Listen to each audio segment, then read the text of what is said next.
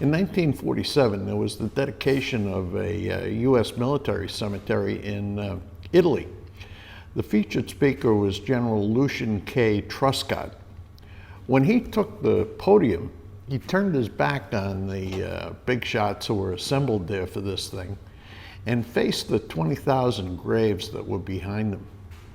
The first thing he did was to apologize for any mistakes that he had made as a commander that put them there. And then the other thing was he went on to remind everybody that there really is nothing glorious about dying in battle. When you're 19 years old, or 20 years old, or 21 years old, it frankly stinks. Now, when I first read about this, and there's no video of it, there's no audio recording of it, I thought it sounded a little bit theatrical. But the more I thought about it, the more I thought, well, how right he was. And it's a reflection of the kind of man that he was. He commanded U.S. troops in North Africa, in Sicily, in Italy, in France, and again in Italy. He was regarded as one of, well, Bill Malden's words, one of the really tough generals.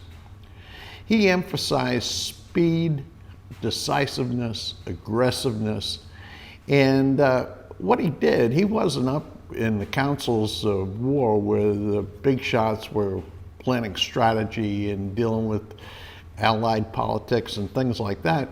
Instead, he was a combat commander who was trying the best that he could to carry out the orders and the plans that these guys figured out. He reminds me of two generals from the Civil War. One was U.S. Grant, and he reminds me of Grant in the sense that, like Grant, he had no interest in self-publicizing himself. He really just kept his nose to the grindstone and did the absolute best that he could. He also reminds me of Stonewall Jackson.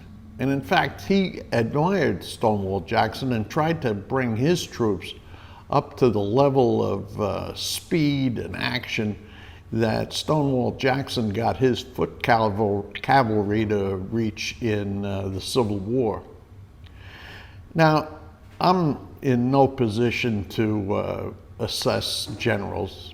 I have no ability to do that, but Eisenhower surely was. And Eisenhower rated him as his #2 combat commander in World War II. The #1 was George Patton. But the #2 was Lucian Truscott. And Eisenhower actually, at the time, was disappointed that he couldn't pop Truscott free of Italy in time to put him in command in one of the units in the Normandy invasion. I mean, he ended up invading France later on in the campaign. But Eisenhower really missed him. There are several excellent biographies of Lucian Truscott that I recommend. He's a commander who really kind of sails below the radar, but he's somebody without whom I don't think we'd have had the kind of success that we did in World War II. Commanders like him and others just like him.